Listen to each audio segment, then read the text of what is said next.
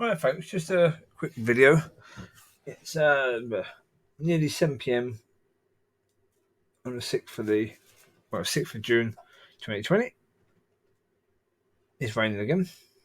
So, not exactly the most cheerful of evenings, but there you go. Here's what it is. Just before it started to rain, I actually went out and washed the roof of my car. Well, got a sponge and wiped it over. Yeah. Well, figuring out I've never washed the roof of my car. It's quite a tall car. And I'm only 5'7", so get up to that height and reach it over. You just can't normally do it. So it's like, right, okay. I just did what everyone else does. First time I've done it, open the doors and stand on the bit and inside to get extra height. And so I did that, and then it started to rain. So go and that rinse it off. There you go. Cool. All right, all fun and games. Anyway, this one. I just watched one of those r/Prorevenge videos, which I will include in this one. Oh. So I've actually talked about this video before. So I'm not going to talk about it very much in this video at all. I will include it. It's the one where the bloke was, where the bloke's mother was sexually abused by uncle and other people after her parents died, and she was being looked after by auntie and uncle. That very same uncle and his friends were sexually abusing her. Then she got pregnant, and they said she was a harlot trying to seduce married men. The kid was bullied, etc., and then he ended up destroying the town by taking away its factory. Completely destroying the town. So it's down as pro-revenge, but it's much more nuclear revenge because of what he ended up doing. And the pure hatred that this man feels towards that town is evident. And such a sad story. Such an incredibly sad story. Even with his revenge, such a sad story. Because even that revenge he's not over with. He still would love to do it again to them. He'd love to go back and do it better. So he could actually be there when they were told that the factory was going to close. So he could stay there for a year and see everyone's lives fall apart. I mean, the amount of pain this man was in because of that town was incredible. Incredible. And even after doing that, he's not healed. He's still in incredible pain. But this is what these sort of things can do. And religious people. Ugh. Can't stand religious people. So I know someone who, lovely person, lovely man. He comes across as a typical religious sort of person, where he appears right, always incredibly well groomed, and look at me. I'm nowhere near. I wear stuff that's comfortable, simple through whatever time of the year. I've got tracksuit bottoms that are winter ones that are slightly thicker, tracksuit bottoms that are summer ones that are slightly thinner. So in the summer, I take out the, in tracksuit bottoms, you've got the layer inside, the webbed layer that goes right the way up down to around your ankles. I take that out so that there's a bit more airy, so not as hot. But they're comfortable, so I just wear them. I can't stand jeans. Never liked jeans. And trousers, unless you're working in business, what's the point? They're not exactly very comfortable, and nowhere near as comfortable as tracksuit bottoms. So no, I just as long as I'm comfortable, that's all that matters. I try and be reasonably smart when I go out to a churchy event, but at the moment I don't go. I've got no Sunday best. Never believed in any Sunday best, but this chap comes across as if he believes in a Sunday best. And the thing about religion is religion goes a lot by appearance, by how people appear. That's why the Catholic Church for years had to do nothing about the child abuse that was going on there, because appearance was important. You couldn't suddenly admit to all this stuff going on and start disciplining and prosecuting priests, because that would look really bad on the church. So easier just deny it. Don't do anything. Hope it goes away. Try and send these people to programs to help them. To help them to not do that sort of thing. That's your minimum effort, basically. But keep it quiet. You don't want anyone to find out. Looks bad on a church, you see. And that's the thing. That's religion. That's what religion does. It's about appearance. It's not about what really is going on. And to me, it's going to be about what's really going on. It really has. Because, for example, that's why I've done videos where I've been bright and happy and sprite and cheerful and positive, and I've done videos where I'm negative and down and things are looking a bit dark. Well, the reason is because that's normal Christianity. That's normal stuff that people go through. So if there's something to share, something that people could learn from, then there's a point in sharing it. There's a point in being honest about that. Because that's what it's all about. That really is what the videos are about. It's about being real.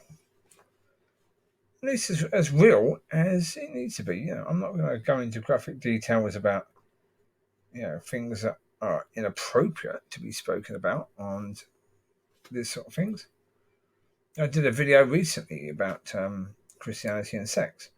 Now, of course, in that I'm not going to go into graphic details about that sort of stuff. Not in any way, shape or form. Not going to go into any blow-by-blow experiences that I've had that back up what I'm saying. It's not appropriate. It's not right. Being real, considering that, you're saying things that you hope that God's leading you to say those things because they could be a blessing to somebody. So you don't need to be saying something that's clickbait. You don't need to be saying things that are extreme and scary or whatever. Don't need to be doing that sort of stuff. The one I did earlier today, that's because Reverend Al Sharpton was saying stuff that was utterly ridiculous. What he was saying. He's basically given an excuse for every brown-skinned person who had failed to say it's because the pink people have had their knees on your necks. That no brown person has ever been able to succeed because they've had their knee on their necks. Excuse me, you were a candidate for the presidency of the United States. You were a candidate. I would suggest you were allowed to get that high. There was nobody with their knee on your neck stopping you from getting there. President Obama was president of the United States. He was brown. There were many, many, many, many, many top businessmen in the United States who were brown-skinned. What Reverend Sharpton was saying was utter rubbish. And I found what he was saying to be, incredibly disingenuous. And I felt that was something that I should be doing a video about. Yeah. I will share that video anyway about this is how it's called. This is how I destroyed a town. Yeah, as I say, it's a tough story. It talks about the importance of forgiveness. Yeah. Although saying that, I would certainly express the fact that I felt that really what he did to the town was light, really. It could have been worse. Definitely, it could have been worse. Certainly, the way the town abused his mother, then him, and it was horrendous abuse of his mother first of all by her auntie, by her uncle, and his friends, people that should have been trusted, people that were high up in the town as his religious figures. Ugh. And actually, his uncle and auntie were the ones that took her on after her parents died, and then you do that to her. She's lost her parents. She comes to you as her new mum and dad, and then you go and do that to her. And then the whole town turns against her and her son. Oh, immense pain. Incredible pain. So as I say, forgiveness is something he needs to do to set himself free. But when you look at what happened, you can certainly see that it's understandable for people that think that maybe he should have done worse to them than what he did, because what they did to him and his mum was awful. Absolutely. And it was the whole town. I'm not sure if this is the one where the asked person says, but he feels sorry for the people in the town. Some of the people in the town. I don't. As I said, I mean, if the town, generally speaking, was like this to him, if the school and the teachers were like that to him, abusive to him, then there were not enough people in the town standing up and saying, this is wrong. We're supposed to be people of God. What on earth are you doing? Attacking this person. They were quiet because they wanted to be liked. They were people pleasers. And so, there you go. They deserve what happened. Hopefully, they've learnt from it. Hopefully, they've repented and got right with God.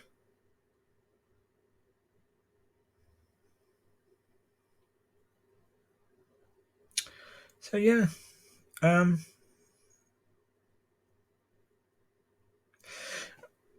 With the area above here that I've had problems with, where it's been leaking down, got a possible solution. I've already got plastic underneath with some chicken wire holding that up. The problem is it's still leaking like nobody's business, and it's not very strong in any way, shape, or form. That with the water that's pouring through, you've got the upstairs. They've got a walkway into their garden, but that walkway has probably been there for a good 70, 80 years. And with all the people walking it, I think what's happened is that those slabs were probably waterproof at some point. They probably had a waterproofing finish to them, but they've been walked on for 60, 70 years. That waterproofing finish, I think, has gone, and now the slabs are quite porous. Water is getting through them and getting through them at quite a rate. Yesterday there was a heck of a lot coming through, and I've got my dryer outside right in the area, so it's electrical stuff, which is not helpful really. Well, I've now got some guttering, so where the plastic is, I can put a little hole in the plastic in the right area, so that any water coming down will just go down there into the guttering and be taken to an area. Because I've got steps going up into where their garden is, so I've got a little bit of a area where the steps are. There's got some soil, and so I just direct the water to there. That will hopefully help, but I can't do it today. It will be done in the next couple of days, so hopefully that will at least go to relieve the problem a little bit.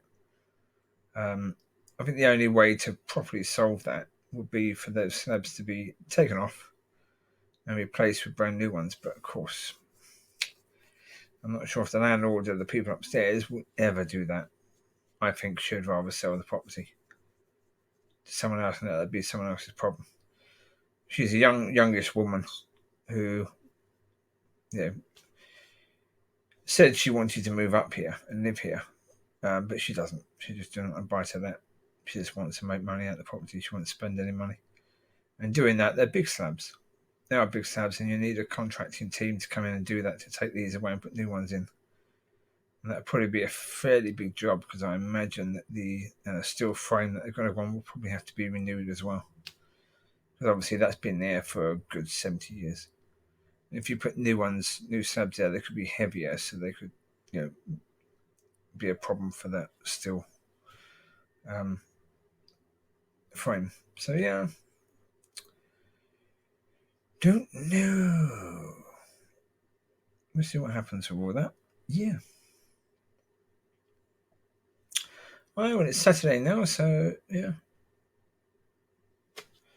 The week's going a bit quick again. I said to my friend the other day, I said, it's mad. I said, as you get older, time seems to go so much faster than when you were young. When you were young, you couldn't wait to grow up, and time really was slow. When you get older, time seems to go fast, really flipping fast. Crazy speaking. When you look at it from that perspective, time seems to really go fast. You don't tend to get to have time to really enjoy the moments, really enjoy the days. Suddenly, days can just go by. And with this lockdown situation of Rona, I looked at the calendar today. Oh, it's Saturday. Right, okay. I had no idea. Yeah, because the days just blur into each other. Because nothing really is changing from one day to the next. The banks are open a little bit. Most shops aren't open, so therefore you go into town and there's no shops open, so therefore it could very well be Sunday every day. There's hardly any traffic around. Kids aren't back to school, so they're not to school right now. So again, weekend. Every day is a weekend. Pretty much every day is Sunday. Apart from there's no church, but every other thing that you expect for a Sunday, you get in every day now. When no one's really doing anything, and that's every flipping day. The shops are closed. The bank's putting out its closed. Oh dear. Sneezes. Anyway. There you go. See how real that is? You even get a sneeze in this video. Most people would edit that out.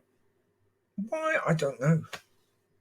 I suppose it's not really needed to hear a sneeze, but yeah.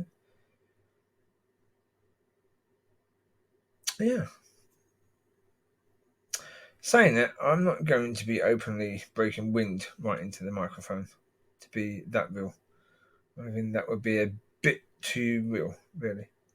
And I think those noises on videos are really necessary.